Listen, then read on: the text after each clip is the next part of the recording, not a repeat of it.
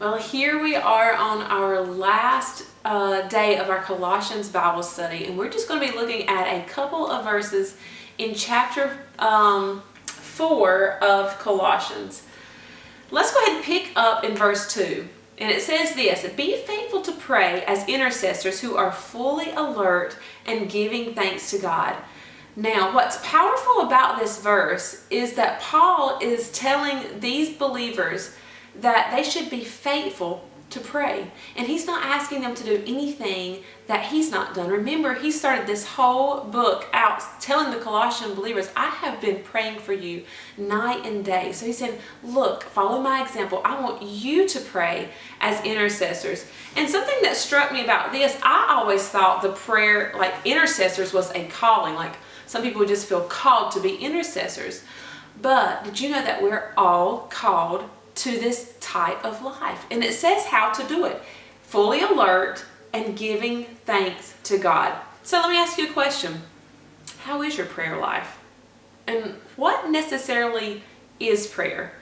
I feel like prayer is an ongoing communication you have with God all day. As I was thinking about that thought this week, it brought me back to my mind a memory I had when I was younger. I got in trouble because I was not being nice to my little sister. She would just get on my nerves sometimes. And so as punishment, my dad one Saturday made me hold hands with my sister all day. Everything we did, we had to do together. And the first hour was rough, but then it got to be so fun. And so that's what I feel like God gave me that picture, because that's what your prayer life is like. It's being so connected to God all day. There's never a second where you're apart from each other. Whatever you're doing together. So talk to him about it. Ask him questions. Thank him for what he's showing you. Thank him for the weather. And then as a need arises, talk to him about it. Or a person comes to your mind, pray for them. That's what has changed my life when I think of prayer, is just my communication with God all day long. And another example of prayer intercession, I think of Miss Gilda, who goes to church with us. She has certain days of the week that she prays for certain topics. Like one day it's for the church, the needs of the church. One day it's for the country, and one day it's for her friends and her family. I love how she has broken it up into different focuses on each day. So I'm sure the Lord's going to give you some really creative ideas too, to know how to be an intercessor in prayer.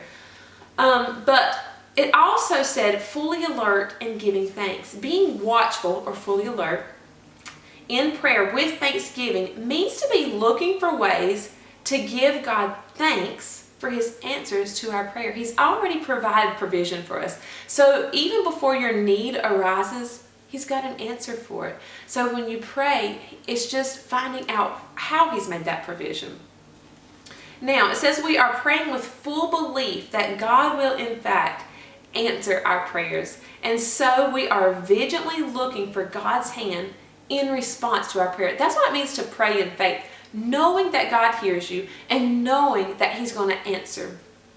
Now, let's go to verse 3. It says this in chapter 4, verse 3. Once I can find it. "And please pray for me that God will open a door of opportunity for us to preach the revelation of the mystery of Christ, for whose sake I'm imprisoned. Pray that I would unfold and reveal fully this mystery, for that is my delightful assignment." So the fact that Paul, considering who Paul is, and then considering who these really early Christian believers are, I feel like it shows such humility when Paul's like, hey, would you pray for me? And then he's specific about what he wants in the prayer. I want you to pray that God will open a door of opportunity for us, me, you, us, to preach the revelation of the mystery of Christ, because it's for his sake that I'm imprisoned. And then he says, pray that I would unfold and reveal this mystery. Verse 5 says, walk in the wisdom of God as you live before the unbelievers, and make it your duty to make him known. So he's saying that we can walk in God's wisdom. We can have the mind of Christ. And how do we do that? How do we know the mind of Christ? Well, prayer and in His Word. When we get saved, it's like we've been given this brand new life and we get this salvation. But we also get like, I think it's, I forget where it is in the Bible. It's like we've been given a wheel. And then once Jesus died, you've received an inheritance. And so when you get saved, you have this inheritance, which is all in the book. And it's this wheel He's left for you. But when we get saved, we have to read the wheel. We have to know what belongs to us, or we'll just live right on the border of salvation, not knowing everything that He's provided for you as His child. So that's what the wisdom of God looks like, and you can have that. Walk in the wisdom of God as you live before the unbelievers, and make it your duty to make Him known. Now, Paul urges them in verse 6, I love this, let every word you speak be drenched with grace or compassion and tempered with truth and clarity, for then you will be prepared to give a respectful answer to anyone who asks about your faith. So how do we do this? How do we tell others about who Jesus is? Well, it says it needs to be drenched with grace and tempered, which means counterbalanced, be tempered with truth and clarity. For then you'll be prepared to give a respectful answer to anyone who asks about your faith. So Paul believed that Christians would answer others from a biblical truth, not based on opinion, biblical truth, and that they would work at knowing how to communicate. You know, it's been said, it's not what you say all the time, it's how you say it. Is it with love? Is it with compassion? There's truth, but is there clarity? When I went to a She Speaks conference 2 years ago, one of the keynote speakers said something I've not forgot about. It says sometimes we weaponize the word. And goodness, how guilty I've been of that there's scriptures that we know we could weaponize. We can just hurt people with the word. But Paul says, let our words, it could be true, but is it drenched in grace? That's very important. I love Barclay translates Colossians 4:6 this way. Let your speech always be with gracious charm, seasoned with salt of wit, so that you will know the right answer to give in every case. And he explains, here's an interesting injunction.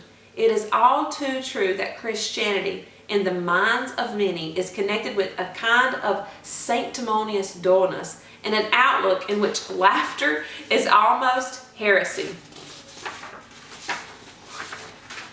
The Christian must commend his message with the charm and the wit which were in Jesus Himself. Colossians 4:2-6 shows that God is concerned both about our personal prayer life and our interaction with the world. He cares both about the prayer closet and the public street, and He wants us to care about both too. You know, Paul spent considerable time in this letter explaining the truth and refuting bad doctrine. Yet, all the correct knowledge was of little good until it was applied to both your personal life and your public life. So I hope you've enjoyed this study on the book of Colossians. I want to close. I know we just did the first 6 verses, but Paul goes on to say a farewell and talk about some personal messages he wants to give to some friends of his. But he closes out with verse 18, and this is how I want to close with you today. May the blessings of God's grace overwhelm you. Isn't that beautiful? Paul corrected these believers in love. He explained truth to them in love. He was motivated by love.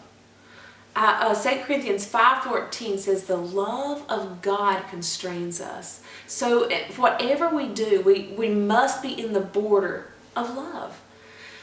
So that verse 18, I want to read it to you one more time. May the blessing of God's grace overwhelm you. That's the only way we can move forward as believers, is by grace.